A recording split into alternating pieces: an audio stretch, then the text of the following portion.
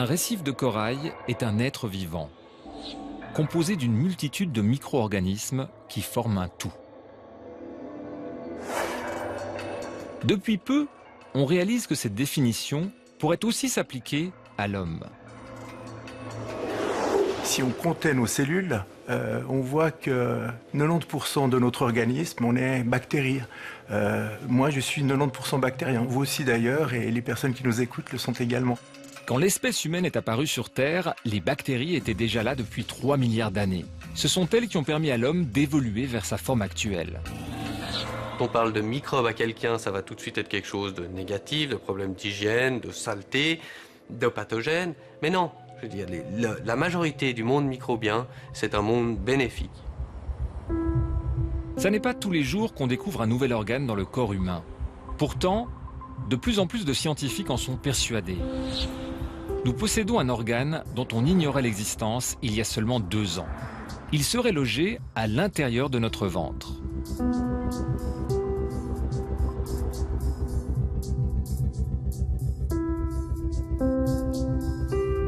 C'est une révolution, un organe nouvel de notre corps. Les Grecs, les Romains connaissaient la plupart. Et maintenant, au XXIe siècle, eh bien, nous en découvrons un nouveau. C'est vraiment une révolution. Cet organe pèse entre 1 et 2 kilos. Il est placé dans l'intestin, en particulier dans le côlon. Contrairement aux autres organes, il n'est pas composé de cellules humaines, mais de bactéries. Chaque gramme de contenu intestinal contient autant de cellules microbiennes que l'on a de cellules humaines dans tout le cerveau. En fait, donc, de ce point de vue-là, on est plus bactérien que humain. Au total, l'intestin héberge 100 000 milliards de bactéries. 10 fois plus que le nombre de cellules humaines qui forment notre corps. Ces bactéries constituent un véritable écosystème avec lequel nous vivons en symbiose. On l'appelle le microbiote. Et c'est justement ça que les scientifiques viennent de découvrir. On est dans un environnement rempli de bactéries, j'en ai sur ma peau, il y en a, si je touche la table, je vais en ramasser. Donc oui, on baigne avec ces bactéries et il y a des échanges continus entre ces bactéries et nous. En tant que mammifères, nous sommes le produit de la rencontre entre notre père et notre mère biologique. Si l'affaire se conclut, chacun d'entre eux nous transmettra la moitié de son patrimoine génétique. Or, pour nos bactéries intestinales aussi, il y a une transmission héréditaire. Sauf que dans ce cas-là, seule la mère est déterminante. Durant la grossesse, l'enfant grandit dans un environnement pratiquement stérile. En revanche, au moment où il rompt le placenta, le nouveau-né est instantanément colonisé par les bactéries de sa maman. On sait que le mode de naissance a un impact majeur sur le microbiote intestinal. Des nouveau-nés qui naissent par césarienne hébergent à 24 heures, donc dans les premiers moments de la colonisation intestinale, des micro-organismes essentiellement représentatifs du microbiote cutané de la mère, donc ce que la mère porte sur la peau. Et par opposition, un nouveau-né né par voie basse, par voie naturelle, contient un complexe microbien intestinal à 24 heures qui ressemble beaucoup plus au microbiote vaginal et digestif de sa maman. On pense que ces premiers instants de la vie vont conditionner la composition future du microbiote. La colonisation est très rapide. Après 24 heures, on atteint déjà des centaines de milliards de bactéries. Ensuite, cet écosystème va évoluer au fur et à mesure que l'enfant entrera en contact avec d'autres microbes. À l'intérieur de l'intestin, les bactéries déjà installées vont faire le tri des nouveaux arrivants. Seules les espèces qui rempliront une place vacante dans cet écosystème pourront y survivre. Elles se choisissent entre elles, en quelque sorte.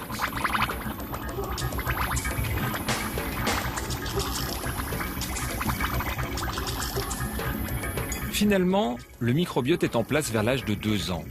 Il réunit plusieurs centaines d'espèces bactériennes. D'une personne à l'autre, cet organe remplit les mêmes fonctions, mais en revanche, ce travail peut être assuré par différentes bactéries. Ainsi, la composition du microbiote est propre à chacun. Exactement comme une empreinte digitale. Il y a ce qu'on appelle un effet de niche. C'est-à-dire que quand des bactéries sont déjà là, elles empêchent les autres bactéries de venir prendre leur place. C'est un peu comme dans le métro, si vous avez tous les sièges qui sont occupés, c'est plus difficile de demander à une personne de se lever pour s'asseoir. Mais néanmoins, il est possible de trouver une place assise dans ces situations et certaines bactéries peuvent faire leur chemin et venir coloniser notre microbiote pour des durées qui peuvent être très prolongées. Ce mécanisme est à l'origine d'une découverte fondamentale. Il a pour acteur des lignées de souris minces et d'autres de souris obèses. En mettant les minces dans les cages des obèses, on s'est rendu compte qu'elles se mettaient à grossir. Explication, au contact des crottes des souris obèses, les minces avaient été colonisées par leurs bactéries intestinales. Depuis, les chercheurs explorent le rôle de ces bactéries et vont de surprise en surprise. À Amsterdam, le centre académique médical est l'un des principaux hôpitaux hollandais. On y mène actuellement une expérience unique en Europe, non pas sur la souris, mais sur l'homme. Le contenu de la glacière a été déposé à l'hôpital le matin même. Pour cette expérience, le matériel doit être le plus frais possible. Ruud Côté est médecin. Quand il débute son protocole d'expérimentation, en général, personne ne s'approche de lui.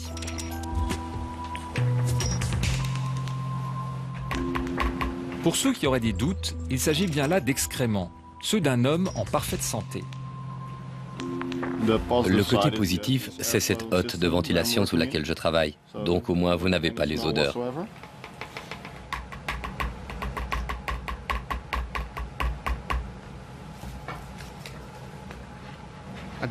Mais au début, ça vous dérangeait? Bon, c'est toujours étrange de pratiquer ce genre de procédure avec les excréments d'un autre homme, bien sûr. Donc en un sens, il faut s'y habituer.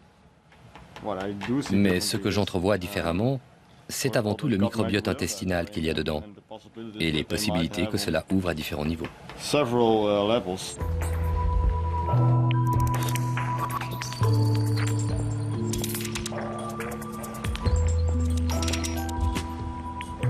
Donc, ce n'est pas seulement du caca pour vous. Non, plus maintenant. Effectivement, les excréments sont une matière vivante.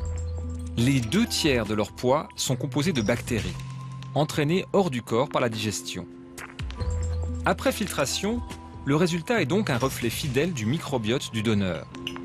Un bon demi-litre de solution que l'on va ensuite transfuser dans l'intestin d'une autre personne. Alors que Ruud Côté termine ses préparatifs, le patient est déjà prêt. À son arrivée quelques heures plus tôt, il a subi des examens médicaux et pris un laxatif. On lui a également posé par voie nasale une sonde dans l'intestin. Comme les 45 participants de cette étude, il est en surpoids et souffre de résistance à l'insuline. Le diabète le menace. A l'inverse, le donneur, lui, est un homme mince et en parfaite santé. On a constaté des effets bénéfiques dans une étude pilote conduite par mes prédécesseurs. On a vu que la transfusion du microbiote d'un donneur mince et sain vers un homme obèse, avec un syndrome métabolique, pouvait provoquer des changements significatifs dans la composition du microbiote, de même que des modifications de la résistance à l'insuline et de certains niveaux de lipides dans le foie. Donc il y a de vrais bénéfices suite au traitement. Si le traitement protège du diabète, en revanche, il n'a aucun effet amaigrissant. Comme avec n'importe quel médicament, l'expérience s'effectue en double aveugle. Ni le patient ni le médecin ne savent si le contenu de la seringue provient d'un donneur ou du receveur lui-même. Les premiers résultats indiquent que les effets bénéfiques s'estompent après quelques semaines. Difficile dans ces conditions d'imaginer d'en faire un traitement de routine. Le but ici est donc d'identifier quelles bactéries seraient à l'origine des améliorations constatées sur la santé. Parmi les contraintes, le patient doit être à jeun. Alors, avant même la dernière transfusion, on lui apporte un plateau repas pour le faire patienter.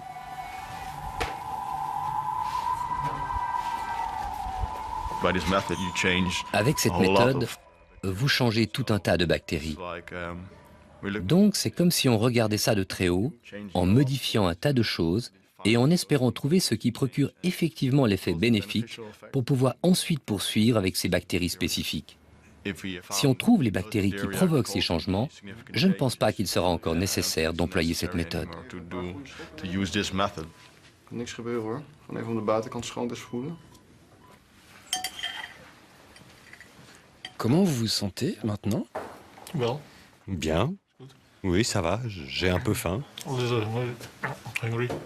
Vous avez faim? Oui. Bon, c'est pas très marrant, mais voilà. C'est fait et c'est terminé maintenant. Bon, ben bon appétit. Oui, merci.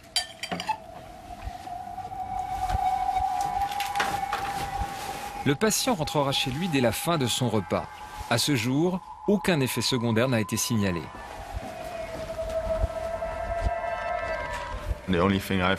La seule chose dont j'ai entendu parler pour l'instant, c'est une personne qui m'a rapporté que le lendemain, elle avait eu des gaz et qui m'a dit « ce n'étaient pas les miens ». Donc je n'ai pas encore vérifié quel traitement elle avait eu, mais il se peut qu'elle ait été traitée avec le microbiote d'un donneur mince et que c'est ça qui a provoqué les changements d'odeur.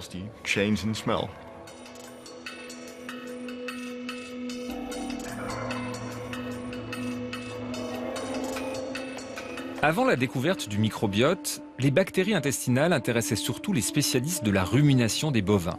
Ce n'est donc pas par hasard si cette découverte doit beaucoup à un groupe de chercheurs de l'INRA, l'Institut français de recherche agronomique. Dans ces éprouvettes, l'ADN de toutes les bactéries contenues dans l'intestin d'une seule personne. Restait à pouvoir le décrypter. Et c'est cette prouesse à laquelle les scientifiques de l'INRA sont parvenus en 2010. En effet, avant 2010, notre écosystème était une terre inconnue. Plus de 80% de nos bactéries ne peuvent pas survivre hors de l'intestin. Il était donc impossible de les étudier en laboratoire. Comment fait-on? On prend les selles et on extrait de ces selles toute l'ADN qui existe. Tout, la totalité. Ensuite, ces chercheurs sont parvenus à séquencer le génome bactérien de l'homme. Résultat, un catalogue de 3 millions de gènes, à partir duquel on peut désormais déduire quelles espèces composent le microbiote d'une personne. Nous savons que l'analyse des selles nous ouvre une fenêtre qui va jusqu'à la bouche.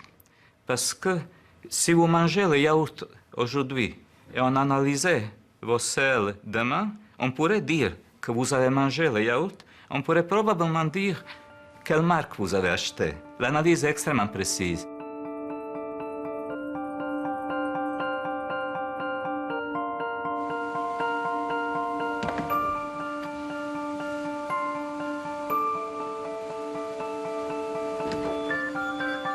L'autre outil qui permet d'étudier le rôle de cet organe se trouve dans ces couveuses. Les souris qui y vivent sont parfaitement stériles. Aucune bactérie ne les a colonisées à leur naissance.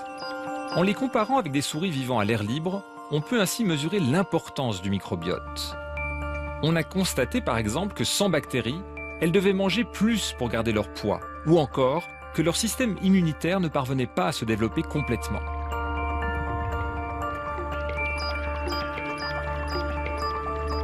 Plus ces recherches avancent, plus on découvre de nouveaux liens entre le microbiote et l'organisme. Comme si, à chaque milliseconde, des quantités de messages chimiques étaient échangés entre nos bactéries et nous.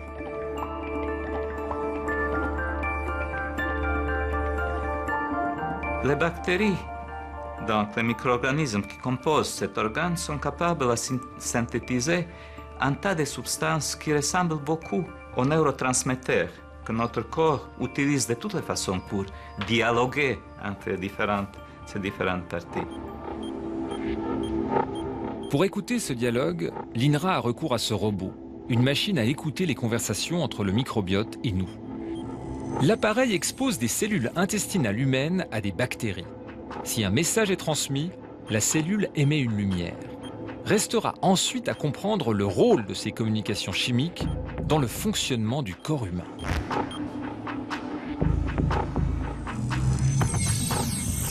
On savait déjà que l'intestin était entouré d'un gigantesque réseau de neurones. On savait aussi que des nerfs le reliaient au cerveau.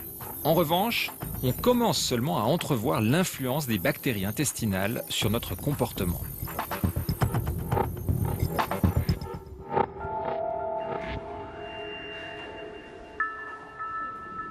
Pour étudier cette influence, l'idée est simple. Placer des animaux dans des situations de stress. Étonnamment, avec ou sans microbiote, la réponse n'est pas la même. Confrontés à un espace inconnu, les rongeurs hésitent entre deux comportements, la curiosité ou la prudence. En principe, l'animal fait toujours le même choix. Il ne s'aventure pas en dehors des espaces où il se sent protégé.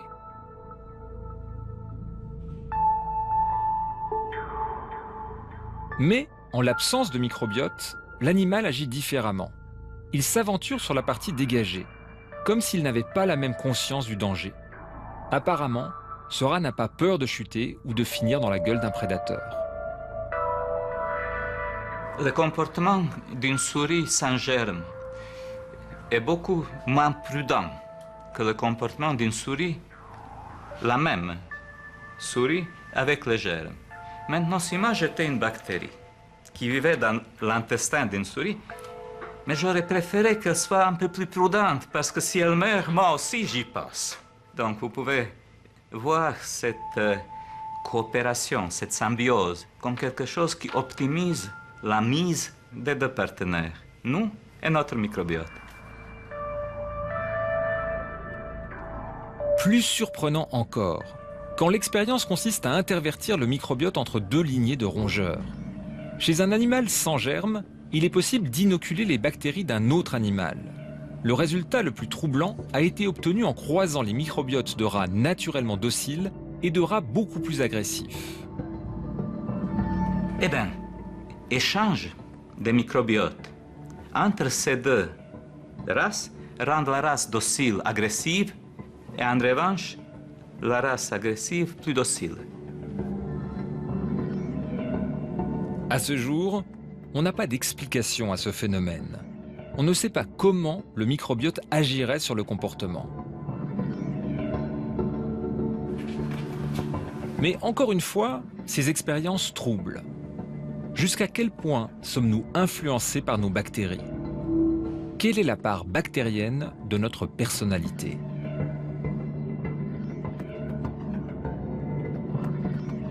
Tous les jours, on héberge 100 000 milliards de bactéries dans nos intestins qui dialoguent en permanence avec nos cellules et ce dialogue-là, on le connaît très très mal. Donc dans l'ignorance dans laquelle on était finalement de ce complexe microbien qu'on héberge et qui nous parle en permanence, il y a une construction de connaissances majeure qui reste à faire aujourd'hui. À terme, les chercheurs espèrent trouver là des clés pour mieux comprendre nos pathologies, et parmi lesquelles, pourquoi pas, certaines maladies mentales. Pour tous les chercheurs qui explorent le fonctionnement du corps humain, le microbiote constitue désormais un nouveau territoire, un véritable Eldorado scientifique. Or, on s'en doute, à terme, ces recherches pourraient avoir des implications très concrètes dans le domaine de la santé. Si le microbiote est un organe, alors ça soulève plusieurs questions. Peut-il tomber malade? Et si oui, comment? Mais aussi, quelles sont les conséquences d'un déséquilibre? Bref, un écosystème bactérien, est-ce que ça se soigne? C'est la suite du reportage.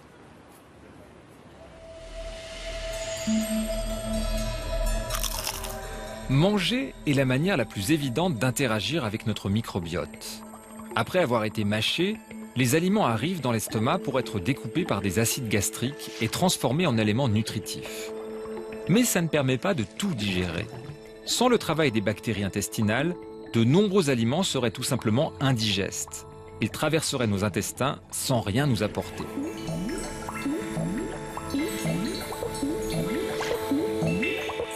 À l'inverse, ce que nous mangeons nourrit aussi nos bactéries. Nos habitudes alimentaires favorisent donc le développement de certaines espèces plutôt que d'autres. On a constaté par exemple que chez les personnes minces, le microbiote n'est pas le même que chez les personnes obèses. L'équilibre entre les familles de bactéries est différent. À l'Université catholique de Louvain, on étudie les liens entre ces déséquilibres et les mécanismes de l'obésité. On peut analyser le microbiote intestinal de sujets obèses et les comparer au microbiote intestinal de sujets minces. On observe des différences claires les différences existent. La plupart de ces différences ont été reproduites dans différentes études, mais est-ce qu'il existe réellement un lien de cause à effet? C'est là que la question reste évidemment encore en suspens. Ce que l'on commence à comprendre, c'est que chez les personnes minces, le microbiote protégerait les parois de l'intestin. Alors que dans l'obésité, certaines bactéries rendraient ces parois plus perméables. Cela modifierait les messages chimiques que le microbiote envoie aux cellules du corps, avec des conséquences non seulement sur le stockage des graisses, mais même sur l'envie de manger. Vous mangez un régime riche en graisses, vous modifiez la composition du microbiote intestinal. Ce microbiote intestinal va donc ensuite avoir un impact sur l'hôte, à différents niveaux. Est-ce que cette modification due aux lipides alimentaires entraîne une augmentation de l'inflammation, entraîne une modification du comportement alimentaire? Très probablement.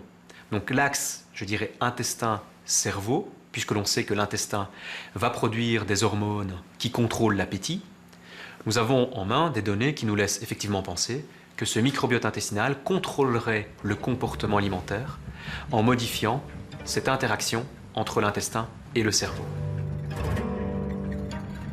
En clair, manger trop gras favoriserait des bactéries qui nous incitent à manger encore plus.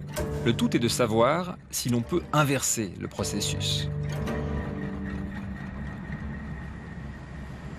42,5. Cette souris est le résultat d'un régime alimentaire trop riche en graisse. Elle présente tous les signes de l'obésité. Cette autre pèse moitié moins. 24,3. Pourtant, les deux souris ont eu accès à la même nourriture. La différence tient au fait que chez la seconde, on a administré un probiotique, une souche bactérienne vivante qui, une fois dans l'intestin, est parvenue à corriger le déséquilibre de son microbiote. Ce qu'il est important de noter, c'est que l'administration d'une seule bactérie, en fait, peut avoir un impact sur toute l'écologie du système lui-même. Il ne s'agit encore que d'une piste. Un être humain, ça ne se manipule pas comme une souris de laboratoire. Est-ce que c'est envisageable d'avoir la bactérie qui fait maigrir? C'est la question à 100 000 $, comme diraient certains de mes collègues. Donc, est-ce que ces bactéries, est-ce qu'il existe une bactérie capable de faire maigrir? Expérimentalement, je vous dirais oui. Nous avons des souches bactériennes qui permettent de faire maigrir. Les animaux de laboratoire. Est-ce que cette bactérie, cette espèce bactérienne, serait capable de faire maigrir l'homme? Évidemment, on n'en est pas encore là. Mais conceptuellement, je pense qu'on pourrait imaginer, c'est tout à fait plausible, qu'une bactérie améliore au moins la situation physiopathologique des sujets obèses. Est-ce qu'elle va faire maigrir un sujet pour le rendre mince? C'est très difficile de pouvoir vous dire que ça va exister. Par contre, qu'une seule bactérie soit capable de diminuer le gain de poids corporel et en parallèle améliorer par exemple le diabète, là j'y crois.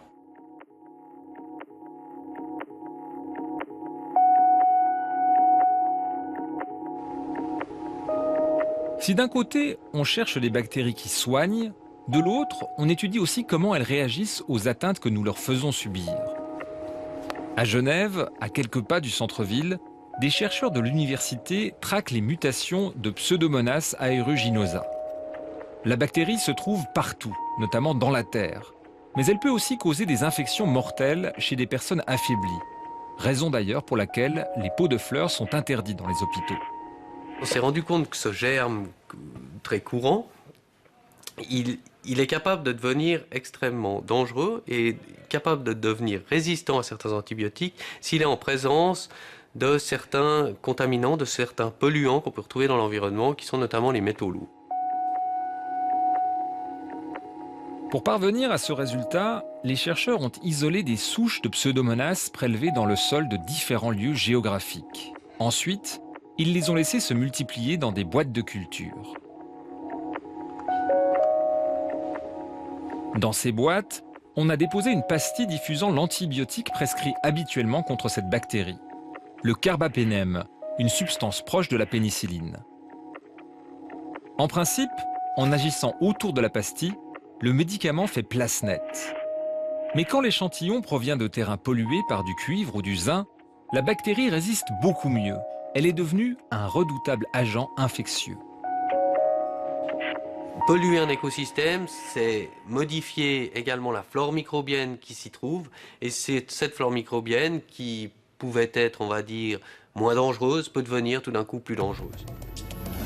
Et justement, à l'échelle de chaque individu, le microbiote intestinal constitue un écosystème. Les 100 000 milliards de bactéries qui le composent vont donc, elles aussi, réagir aux atteintes qu'elles subissent.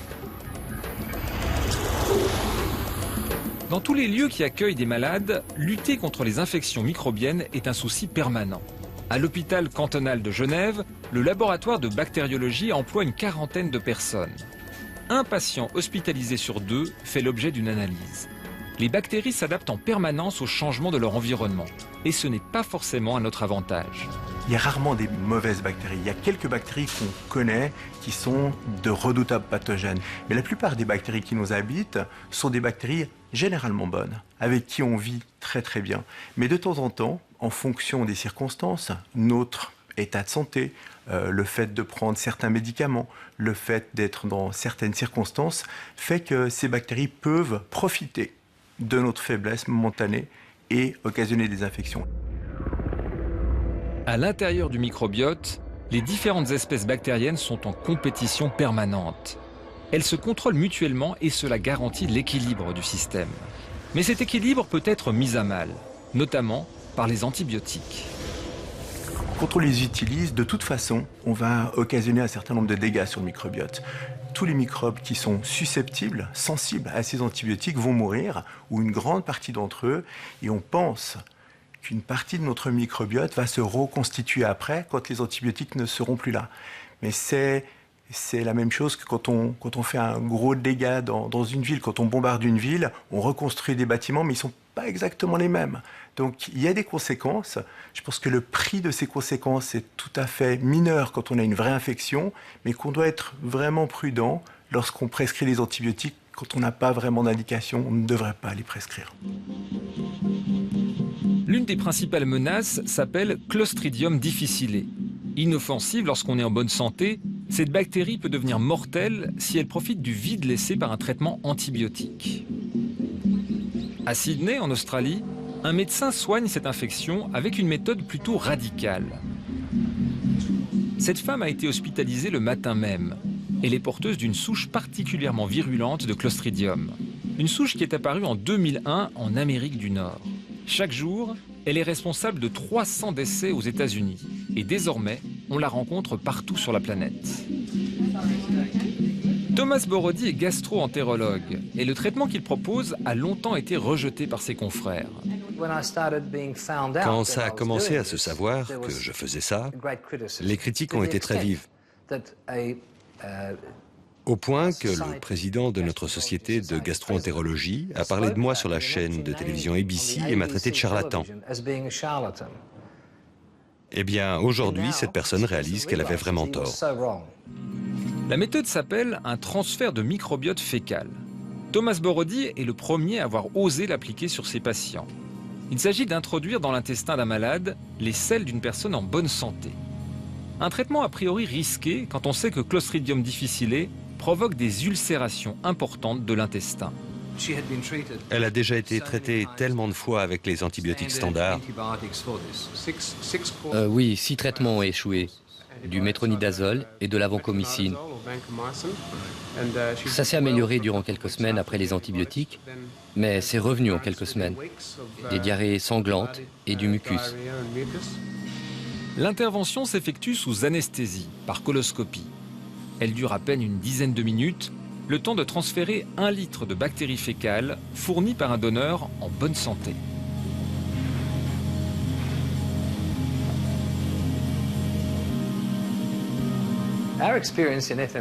Notre expérience est que ça change la vie des gens. On a pratiqué sur beaucoup de patients provenant des hôpitaux de soins intensifs. En fait, ce sont souvent les générations les plus âgées qui attrapent ces infections à l'hôpital. C'est un phénomène courant. Ensuite, ils sont transférés chez nous après avoir perdu 15 ou 20 kilos. Et ils ressemblent aux gens qui ont échappé au camp de concentration. On infuse une flore chez ces personnes et en quelques semaines, ils retrouvent une vie normale.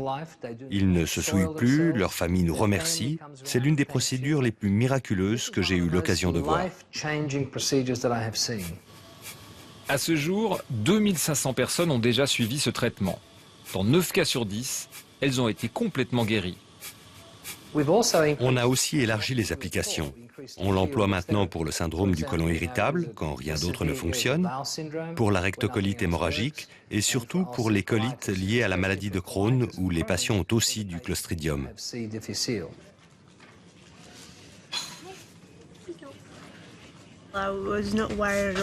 Je n'étais pas inquiète du tout à propos des effets secondaires de la transplantation fécale.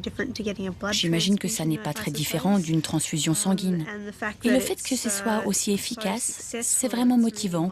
Ça ne me dérange pas du tout. Vous avez été surprise quand vous avez su que ce serait ça la solution? Oh non, pas vraiment, parce que j'avais lu un article à ce propos dans un journal scientifique et ça me paraît très sensé. Réinstaller une flore intestinale plutôt que s'en débarrasser avec des antibiotiques, ça paraît très logique.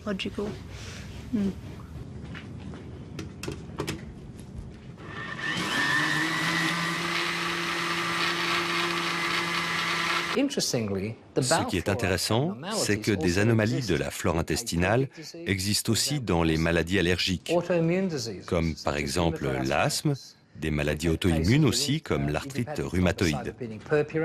On a eu des cas de purpura thrombopénique idiopathique qui ont été complètement soignés. Donc je pense qu'il y a d'autres situations qui pourraient être corrigées. Dans chaque situation, le principe est le même. Recoloniser l'intestin du malade avec une flore bactérienne équilibrée. On choisit des personnes en bonne santé, généralement des hommes, parce qu'ils sont moins susceptibles d'avoir été exposés aux antibiotiques, dans les cas par exemple d'infection urinaire ou d'hospitalisation lors d'un accouchement. Donc pour ce traitement, les hommes sont un meilleur choix parce que leur flore intestinale a été moins abîmée par les antibiotiques.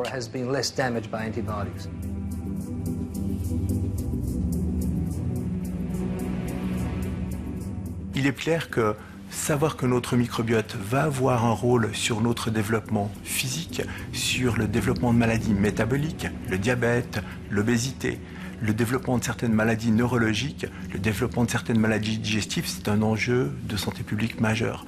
Donc on va probablement voir dans les prochaines années beaucoup de travaux de recherche qui vont être basés là-dessus et qui pourraient déboucher sur de nouvelles connaissances et idéalement des façons de préserver notre microbiote ou de travailler avec notre microbiote pour prolonger la santé.